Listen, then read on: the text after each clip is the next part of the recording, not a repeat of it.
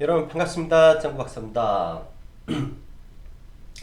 참 지옥 같은 한 주가 지나가고 또 다행히 금요일 날 그래도 상당히 좀 강한 반등이 나와줘서 다행이라고 생각이 듭니다.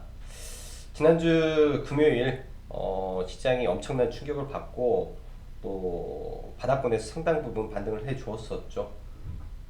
그리고 미 증시의 강한 반등 이후에 본의 아니게 이제 국내 증시 개장 전 파월의 금리 인하 소식과 함께 미 증시가 바로 하한가에 들어가고 그때부터 상당 부분 네, 엇박자가 많이 일어났지 않았나 생각을 합니다. 지난주 금요일 날 진행했던 라이브가 기억이 나네요. 네, 반등하면 네, 대형주, 중소형주 비중 축소라고 의견을 드렸었는데 저 또한 그랬죠. 모든 종목을 다 축소를 못했다.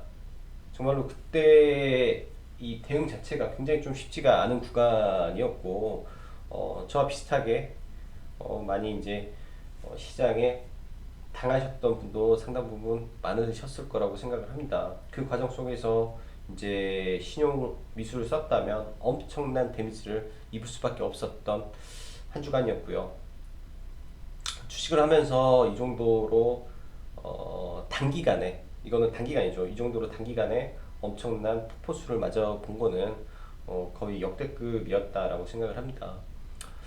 뭐 오늘 이제 제 방송을 듣고 청취하시는 우리 회원님들, 네, 힘드신 분들도 많으실 거라고 생각을 하는데 부단 여러분들만 힘들었던 게 아니라 시장에 참여하는 모든 네, 투자자들이 굉장히 힘들었고 고난의 한 주를 겪었다라고 생각이 드네요. 그래서 우선 오늘 방송 들어가기 전에 정말 한 주간 고생 많으셨습니다. 네, 많이 힘드셨을 거라고 생각을 하고 주말은 행복하게 웃으면서 보내시면 될 것 같네요.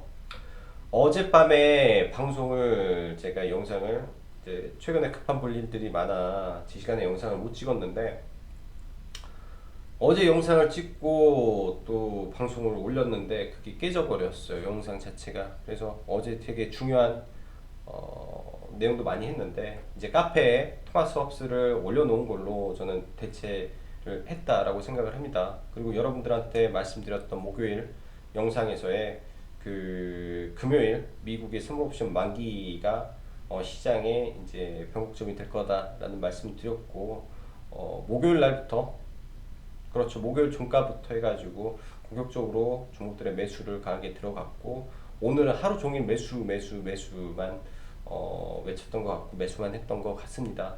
그만큼 이제 시장 단기 시그널이 일단 나왔고, 네, 이 단기 시그널에서 얼마나 이제 반발 여력을 시장에 줄지 이 부분이 관건이지 않겠나라고 생각을 하네요. 시장은 지금 당장 V자 반등을 하는 것보다는 기존에도 언급드렸지만 한 두 달간의 이 지지부진한 횡보성 장세가 이어질 가능성이 높습니다. 또한 만에 하나 개인들이 종목을 지속적으로 매도를 한다면 또 계단식 상승이 나와버릴 수도 있어요. 즉 개인들이 나가 떨어지는 구간까지 와서야 비로소 이제 수급의 변화라든지 환경의 변화가 일어나기 때문에 상당 부분 변화가 많이 일어났다라고 보여집니다. 오늘 혹시 장 초반에 시장 개장 전 그 예상 체결창을 보셨던 분들은 깜짝 놀라셨을 거예요. 시장이 어제 그렇게 빠졌기 때문에 근데 나스닥 선물이라든지 나스닥 상황은 그렇게 나쁜 게 아니었는데도 불구하고 장 초반에 뭐 시작했을 때 반대 매매로 인한 하한가 종목이 예상 체결에 굉장히 많았었습니다. 그 하한가 체결은 정확히 8시 40분에 열어보면은 상당히 많이 나오는데 또 하나의 지표가 오늘 나왔었던 거죠. 그리고 특히 이제 그 중국에서 애플의 공장이 정식 조업을 개시했다라는 소식이 오늘 여러 가지 종목 특히 IT 섹터에 강한 훈풍을 불어줬다라고 생각을 합니다. 자, 그럼 바로 시황 들어가도록 할게요.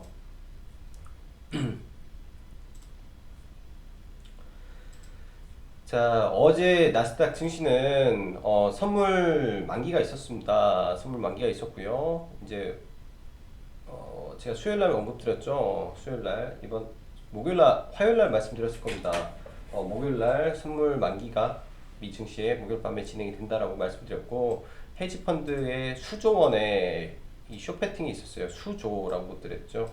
수조원의 되는 부분이 최근 마이너스 40% 가까이 36% 정도 빼면서 엄청난 차익 실현을 하게 됩니다.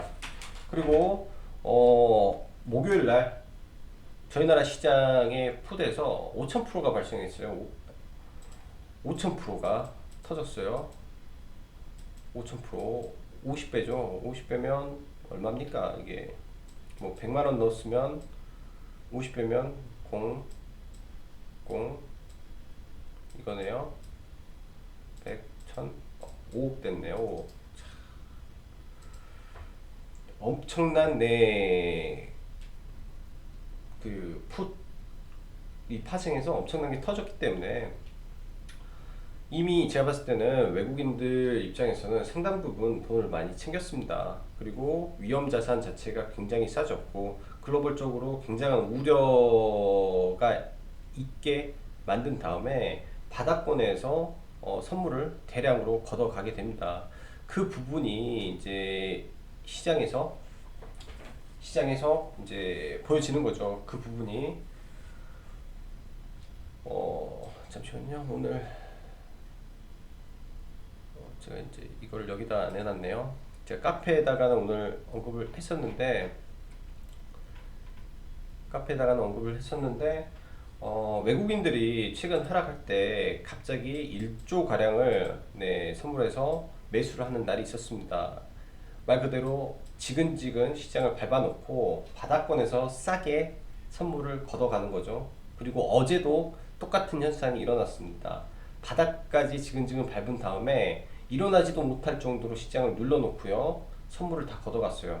어제 여러분들이 아시겠지만 나스닥 선물이 아무 문제가 없었어요. 그동안 이제 뭐 아시아 트레이더들의 하나의 지표로 활용됐던 거는 이 나스닥 야간 선물을 보면서 많이 움직였는데 그거로 인해서 어제 많은 부분이 힘들었을 수도 있습니다. 어제 저도 이제 뭐 라이브 방송을 장중에 하면서 뭐가 이상하다.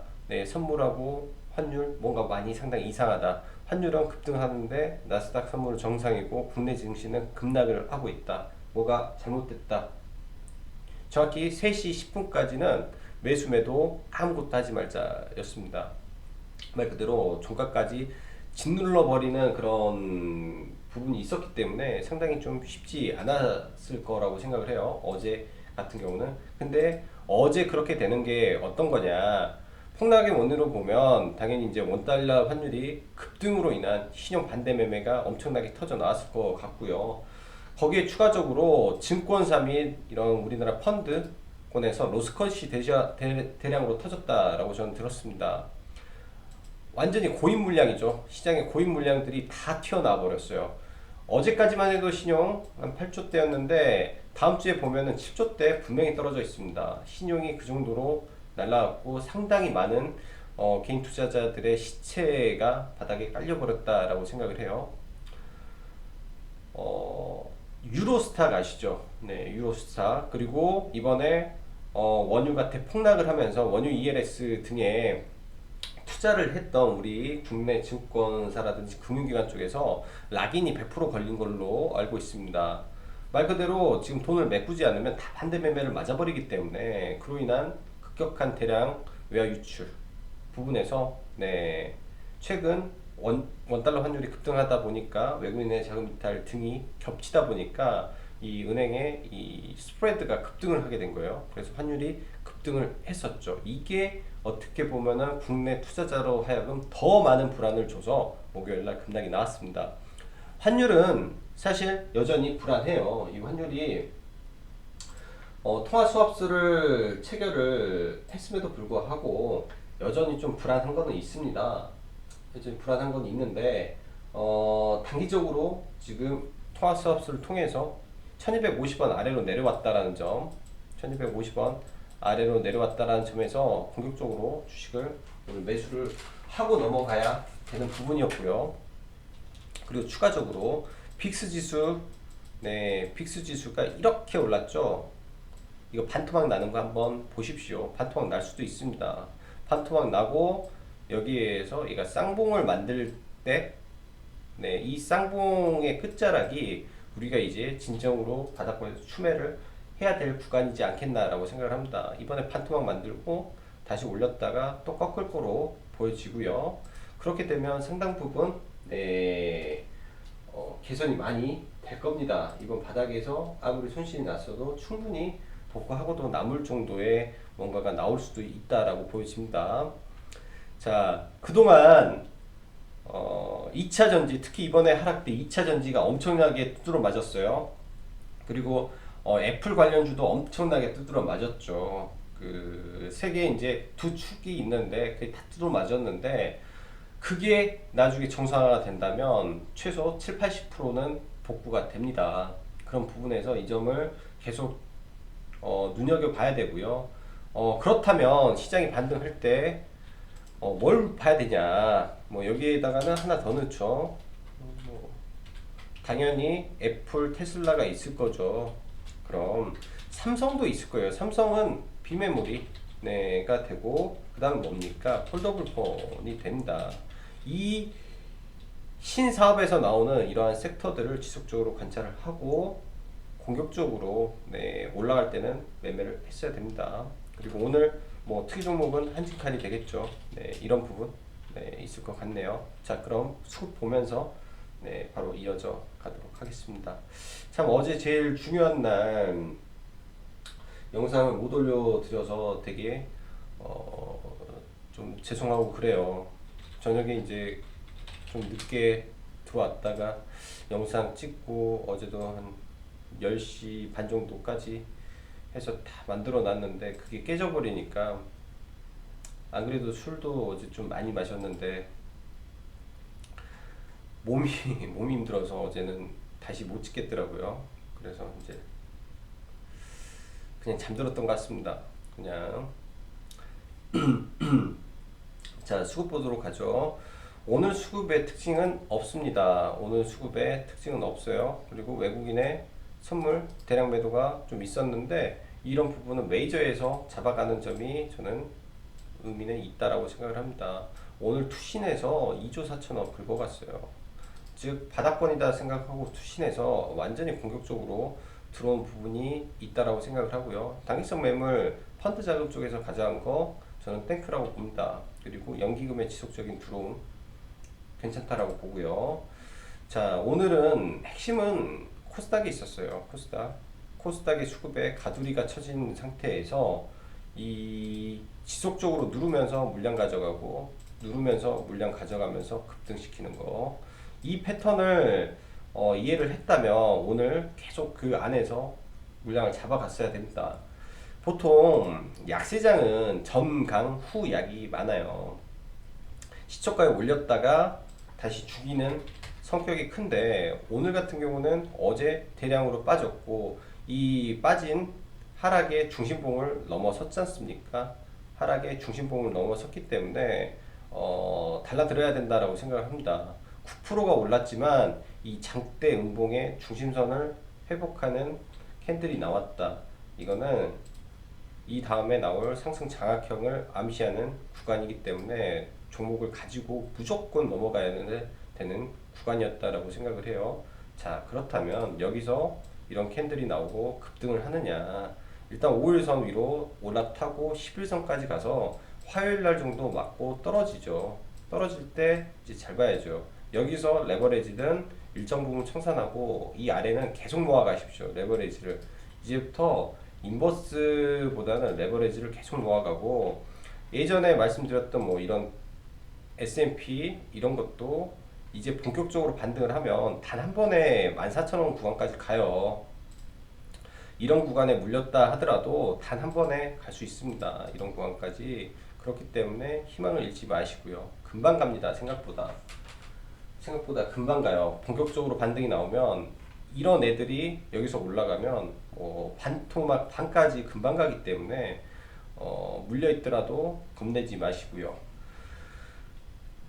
시장에는 그런 게 있죠. 어제 목요일 날 라이브 방송을 하면서 그런 말씀을 드렸습니다.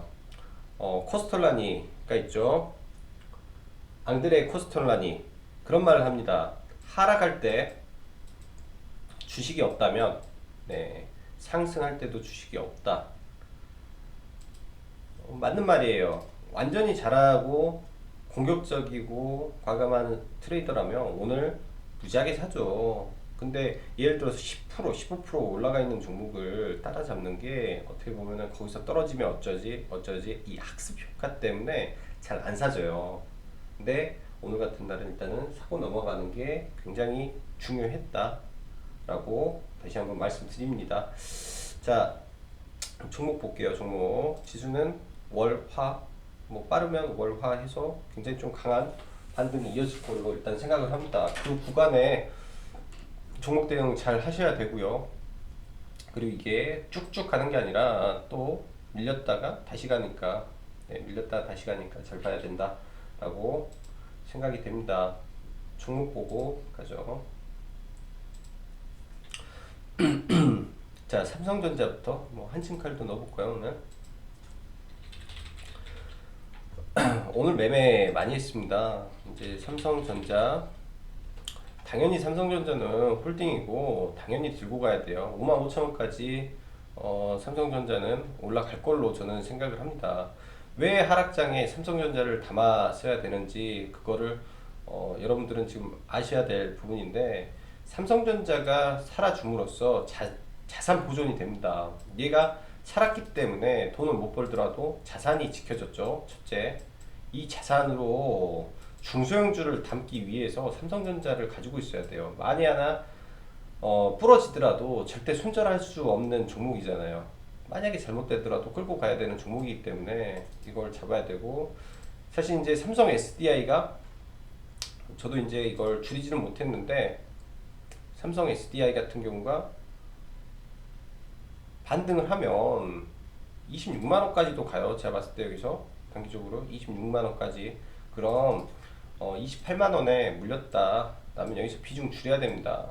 26만원권, 뭐 25만원권까지 가면 비중을 여기서 줄여주고, 힘들어도 여기서 비중 한번 줄이고 눌렀을 때 추가 매수 하십시오. 손실 두려워하지 말고 여기서 잘라낸 다음에 이거 잘라낸 만큼 그 돈 그대로 사면 주식수 더 똑같은 돈으로 더 많은 수량을 살 수 있어요. 그래서 아래에서 받쳐서 이렇게 가는 전략으로 한다면 나중에는 성공할 수 있습니다. 그렇게 전략을 짜서 대응을 하면 될 것 같고요. 삼성 SDI 같은 경우도요. 지금은 단기 반등이 강하게 나올 구간이기 때문에 이 반등에서 물량을 줄여줄 수 있는 부분이 상당 부분 필요해 보입니다. 자, 그 다음에 한진칼. 오늘 한진칼을 저희는 매매를 했어요. 오늘 한진칼을 매매를 하고 전량 매도를 했습니다. 상한가는 먹지도 못했죠. 이제 한진칼을 언제 들어갔냐면요, 장 초반에 이때 수급 보고 들어갔습니다. 한진칼에 이제 기타 법인에서 대량으로 들어오는 이 수급을 보고 이때 들어가서 이제 저는 발매도를 했고요. 이 구간에서 매도가 돼버렸고, 뭐 조금 더 이제 회원님들은 뭐 과감하게 이제 매도 안 하시고 뭐 4,700원 보시는 분도 있었고요. 또 5,200원에 매도하신 분도 있었네요. 그래서 오늘 오전에 들어간 게 한진카를 들어가고, 그 다음에 네페스를 사모으고요. 네페스를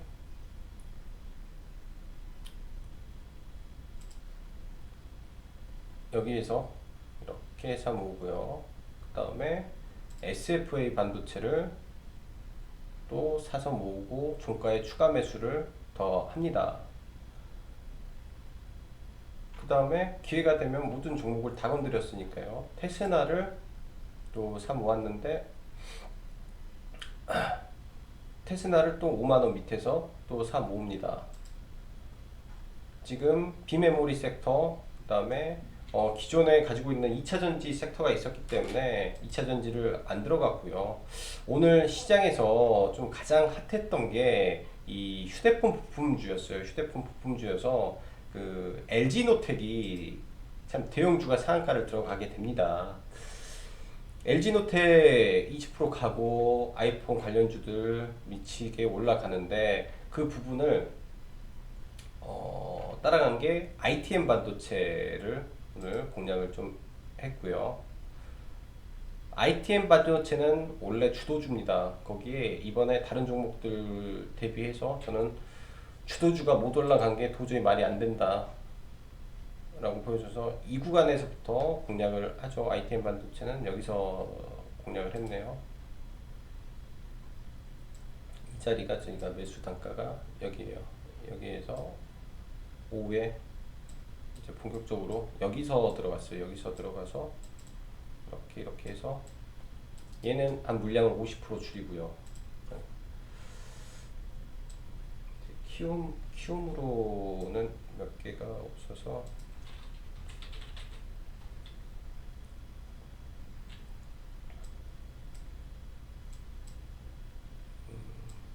제 기준으로 봤을 때 이제 테스나를 어제 종가에 들어가서 이제 이 구간에 4,800원이면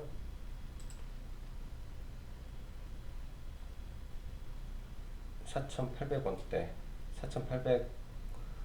4,880원에 매도가 됐으니까 팔고 이거를 저는 안 잡고 이제 네페스를 잡았고요.